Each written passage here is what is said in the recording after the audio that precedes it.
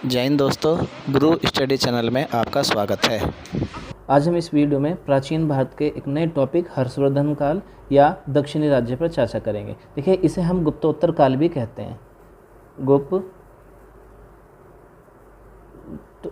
गुप्तोत्तर काल, इसे गुप्तोत्तर काल भी कहा जाता है। चलिए शुरू करते हैं। शुरू करने से पहले हमारे प्लेटफॉर्म पर जो भी नया आया है, आपसे अनुरोध है कि हमारे चैनल को सब्सक्राइब करें, लाइक करें, शेयर करना ना भूलें।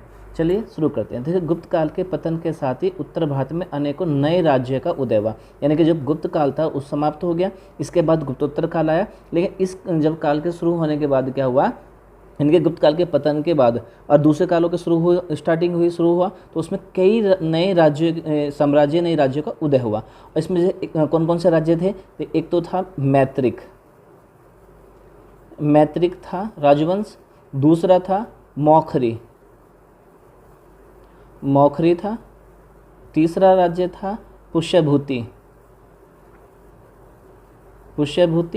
और परवर्ती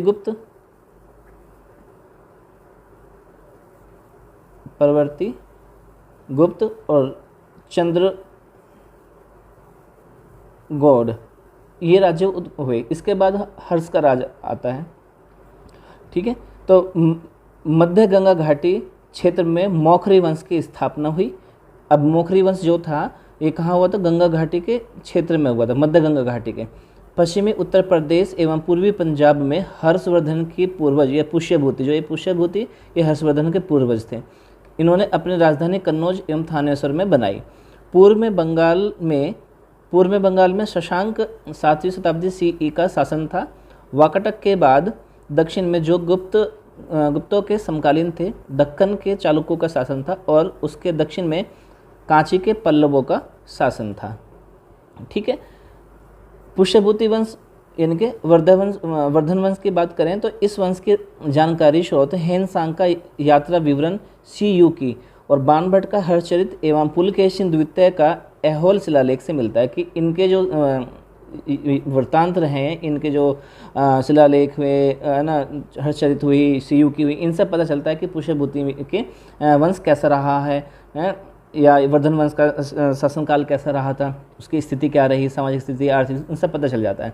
तो हर्ष से संबंधित मधुबन एवं सोनपत अभिलेख, यानी कि हर्ष से जो संबंधित है वो कौन सा है? मधुबन है और सोनपत है। इस लेख से और बांसखेड़ा अभिलेख पर हर्ष के हस्ताक्षर हैं। यानी कि सोनपत अभिलेख से तो पता चलता है हर्ष के संबंधित का कि क्या संबंध रहे हैं हर्ष के, उसका शासन कैसा रहा, आर्थिक स्थिति कैसे रही। और बांसखेड़ा अभिलेख पर हर्ष के हस्ताक्षर भी हैं। पुष्यभूति गुप्तों के सामंत थे।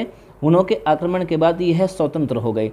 जब हुनों को आक्रमण हुआ तो आक्रमण के बाद उसने इनको आज़ाद करवा दिया था। इस वंश का संस्थापक पुष्यभूति था। इस वंश के प्रमुख शासकों में प्रभाकर वर्धन, आदित्यवर्धन एवं हर्षवर्धन शामिल थे, जिसे हर्ष के नाम से भी जाना जाता है। प्रभाकर वर्धन का पुत्र हर्षवर्धन था। अब आता है हर्षवर्धन 606 ईस्वी से 647 ईस्वी।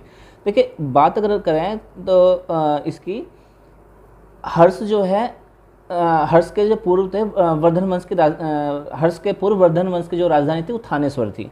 लेकिन हर्ष ने क्या किया, इसकी राजधानी कन्नौज को बना दिया था। हर्ष के जो समय में ही कन्नौज की राजनीतिक शक्ति का केंद्र उभर के सामने आया था और भारत में सामंत युग के आगमन का जो सूचक रहा है।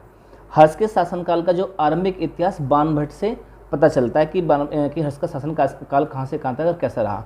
हर्ष का साम्राज्य थानेश्वर से लेकर दक्षिण में नर्मदा तट तक, पूर्व में गंजाम से लेकर पश्चिम में वल्लभी तक फैला था।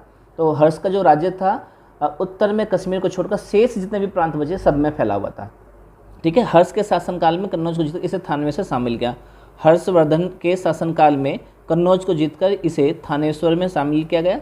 हर्षवर्धन ने अपने राजदरबार में कादम्बरी और हर्षचरित के रचयिता बाणभट्ट, सुशासितावली के रचयिता मयूर और हेनसांग को आश्रय प्रदान किया।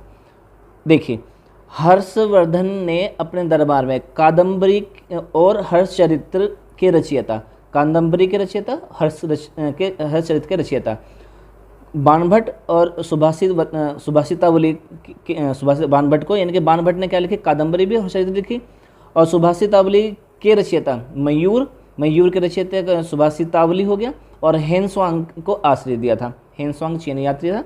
हर्षवर्धन हेनसांग से काफ़ी प्रभावित था और उसकी अध्यक्षता में उसने कन्नौज में बौद्ध सभा का आयोजन भी किया था। हेनसांग ने अपनी पुस्तक में वर्धन की न्याय प्रणाली की प्रशंसा की कि एक अच्छे प्रशासक एवं योग्य सेनापति हर्षवर्धन की 647 ईस्वी में मृत्यु हो गई। इसे उत्तर भारत के व्यापक क्षेत्र में शासन करने वाले अंतिम हिंदू शासक के रूप में संदर्भित किया जाता है। इसकी मृत्यु को पुष्यभूति वंश की समाप्ति एवं उत्तर भारत में मुस्लिम शासन की शुरुआत के रूप में भी देखा जाता है। नेक्स्ट है कि हर्षवर्धन के काल के दौरान सामाजिक आर्थिक स्थिति कैसी रही, इस पर हम चर्चा करते हैं। पहले प्रशासन की बात करें। हर्ष ने अपने साम्राज्य में गुप्त काल की तर्ज पर प्रशासन किया। प्रशासन की आधारभूत इकाई गांव थी। प्रशासन में अन्य प्रमुख व्यक्तियों में नगर सृष्टि यानी मुख्य बैंकर या शहर का व्यापारी, सातवाह यानी व्यापारियों के काफिले का नेता, प्रथम कुलिक अर्थात मुख्य शिल्पकार तथा कायस्थों यानी शिल्पकों के प्रधान जैसे लोग रहते थे। सार्वजनिक लेखा जोखा को व्यवस्थित रखना हर्षवर्धन के शासन की प्रमुख विशेषता थी।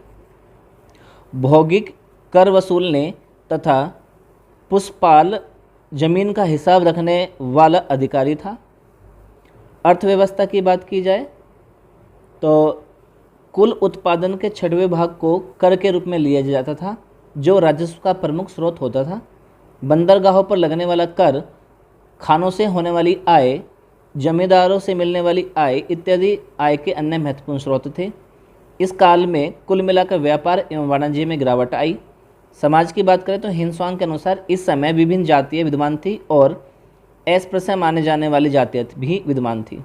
हालांकि बलात्श्रम नहीं था, यानी बलात्श्रम का बच्चों से काम नहीं कराया जाता। इस समय महिलाओं की स्थिति में गिरावट आई। स्वयंवर की प्रथा, पति को चुनने का विकल्प अप्रभावी हो गई।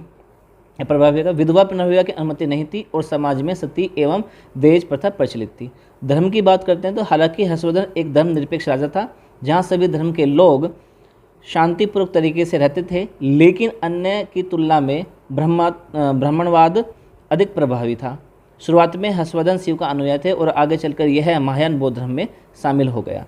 हेनस्वांग के अनुसार हर्षवर्धन प्रत्येक 5 सालों में प्रयाग में महामोक्ष परिषद आयोजित करता था और प्रशासन, धर्म, शिक्षा इत्यादि के संदर्भ में अनुदान की घोषणा करता था।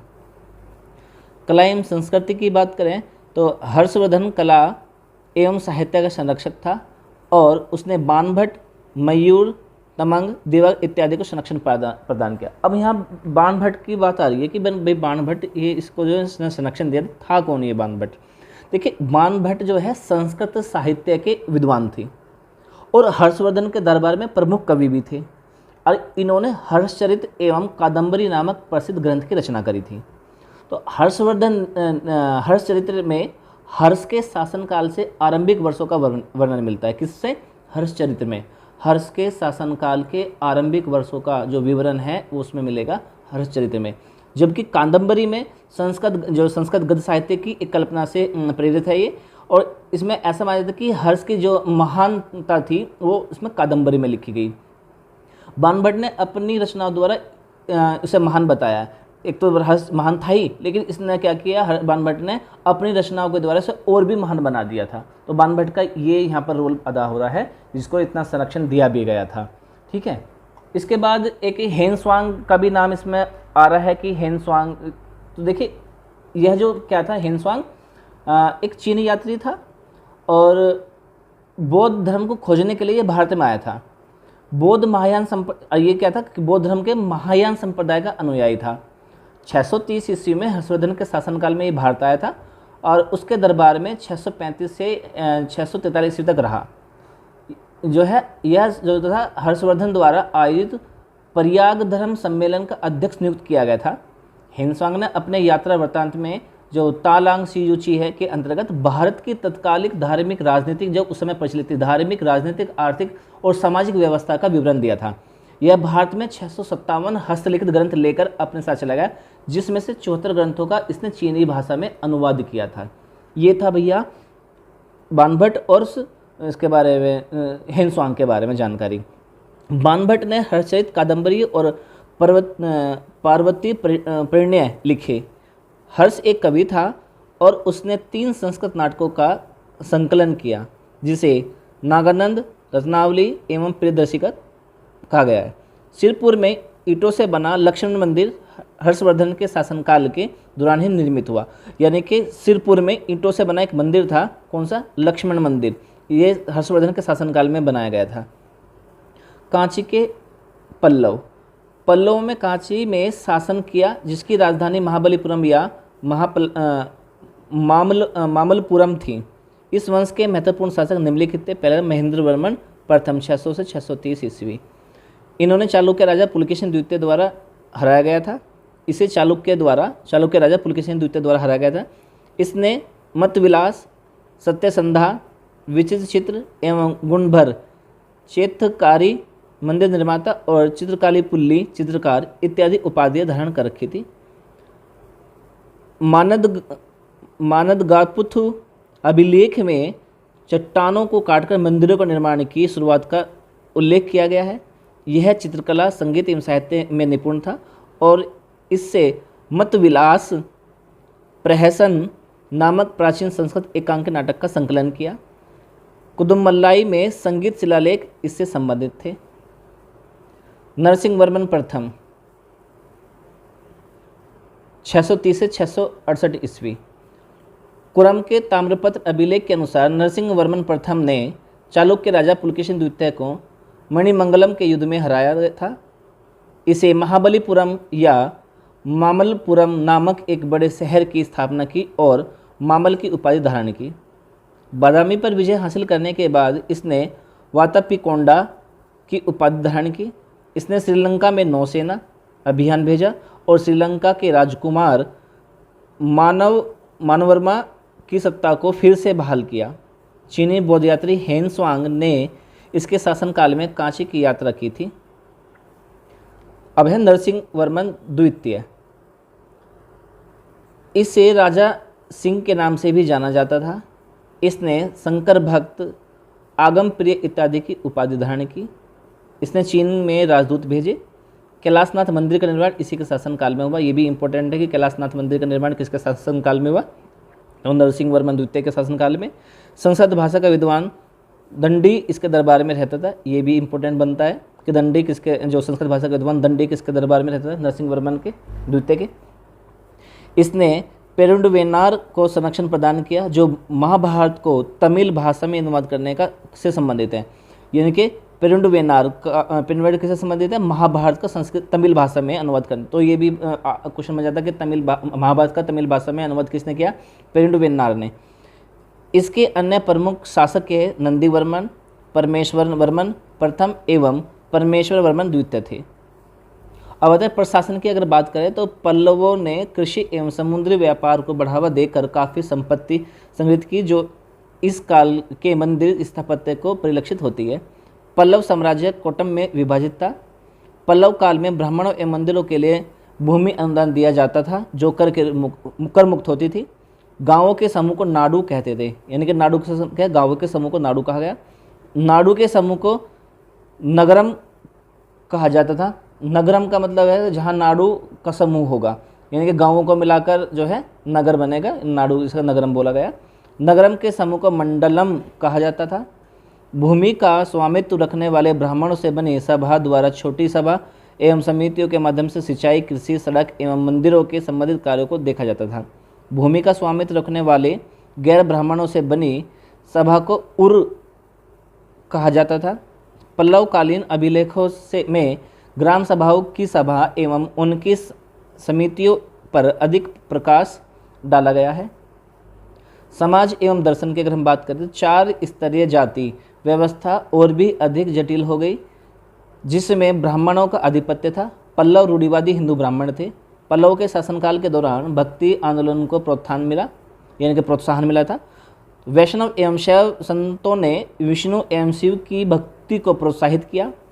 शैव संतों को नयानार कहा जाता था। इनके जो शैव संत थे, शैव ने शिव को मानने वाले जो संत थे, उनको नयानार कहा गया है। महत्वपूर्ण नयानार संत थिरुनावुक्कुसार अपार, सुंदरार, सुंदरमूर्ति, संबदर यानी कि मणिकम वसागर।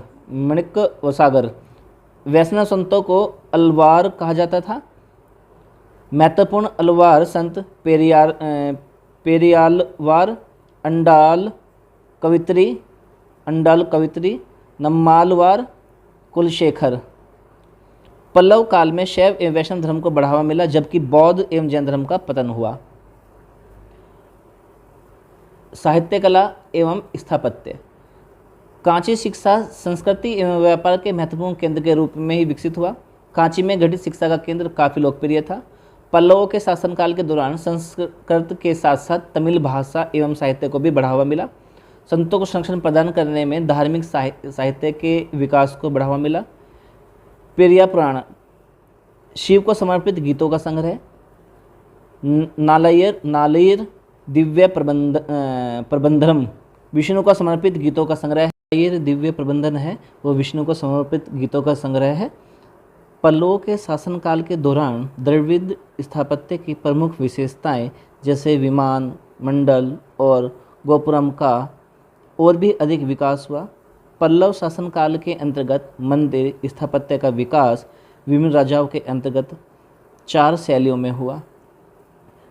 जो है महेंद्रवर्मन प्रथम ने के शासनकाल के अंतर्गत चट्टानों को काटकर मंदिर को निर्माण किया गया, जिन्हें मंडप कहा जाता है। यानी कि मंडप क्या है कि चट्टानों को काटकर मंदिर को निर्माण किया जाना क्या कहलाता है, मंडप कहा जाता है। भैरव कोंड मंदिर एवं अंतेश्वर मंदिर इसी शैली के प्रमुख उदाहरण हैं। नरसिंह वर्मन प्रथम के शासनकाल में मंडपों का आकार और भी बड़ा हो गया। इस शैली का प्रमुख केंद्र महाबलीपुरम था। इस शैली के अंतर्गत पंच पांडव रथ जैसे एकाश्म रथ मंदिरों का निर्माण किया गया। वराह एवं त्रिमूर्ति इस समय के महत्वपूर्ण मंडपों में शामिल है। राजसिंह शैली के अंतर्गत मुक्त रूप से खड़ी या रचनात्मक मंदिरों का निर्माण होना शुरू हुआ। महाबलीपुरम में मुकुंद नयनार एवं ओलाकानेश्वर मंदिर और कांचीपुरम के कैलाशनाथ एवं बैकुंठ पेरुमल मंदिर इस शैली के उत्कृष्ट उदाहरण हैं। चौथा है नंदीवर्मन शैली के अंतर्गत राजसिम्हा शैली में ही मंदिरों का निर्माण जारी रखा गया। मानतेंगेश्वर एवं मुक्तेश्वर मंदिर इसी शैली के उदाहरण हैं। सितन वासल चित्रकला इसी काल से संबंधित है। महेंद्र वर्मन प्रथम के शासनकाल में दक्षिण चित्र का संकलन किया गया। मामुद्र अभिलेख संगीत से संबंधित है। चालुक्य 535 से 1190 ईस्वी। इस राजवंश की स्थापना पुलकेशिन प्रथम ने की। इसका शासन 6वीं से 12वीं शताब्दी के बीच दक्कन के व्यापक क्षेत्र में विस्तृत था। इनकी राजधानी बादामी थी। पुलकेशिन प्रथम ने अश्वमेध यज्ञ का आयोजन किया। इसी परिवार से संबंधित शासकों ने वेगी, पूर्वी चालुक्य और आगे चलकर कल्याणी से शासन किया। चालुक्य पल्लवों के साथ अनवरत युद्ध में घिरे रहे। पुलकेशिन द्वितीय 608 ईस्वी से 642 ईस्वी। ऐहोल अभिलेख से यह जानकारी मिलती है कि यह चालुक्य वंश का सर्वाधिक शक्तिशाली एवं योग्य शासक था।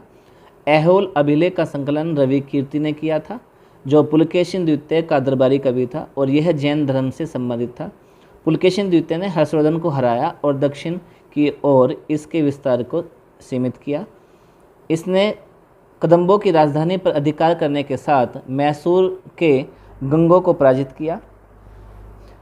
पल्लवों के साथ पहले संघर्ष में पुलकेशिन द्वितीय की विजय हुई, लेकिन नरसिंह वर्मन प्रथम द्वारा इसकी हार हुई तथा इसने इसकी राजधानी वातापी पर अधिकार कर लिया। पुलकेशिन द्वितीय ने पर्शियन राजा खुर्रो के दरबार में अपना राजदूत भेजा। चीन के बौद्ध भिक्षु हेनस्वांग ने अपने शासनकाल में चालुक्य साम्राज्यों की यात्रा की। विक्रमादित्य प्रथम पुलकेशिन द्वितीय के बाद विक्रमादित्य प्रथम ने शासन की बागडोर संभाली। इसने पल्लवों के प्रभाव में बादामी से को मुक्त कराया और इस साम्राज्य को पुनः संगठित किया।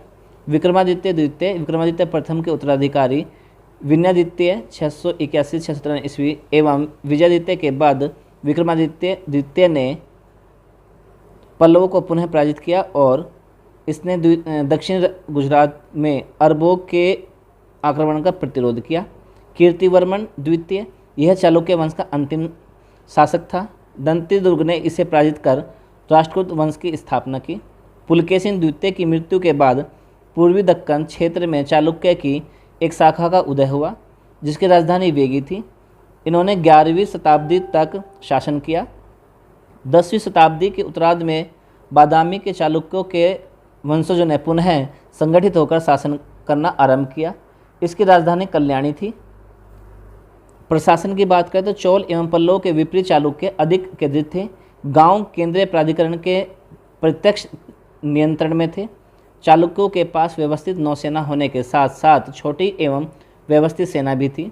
आपातकाल के दौरान सैन्य अधिकारी नागरिक कर्तव्य निभाते थे।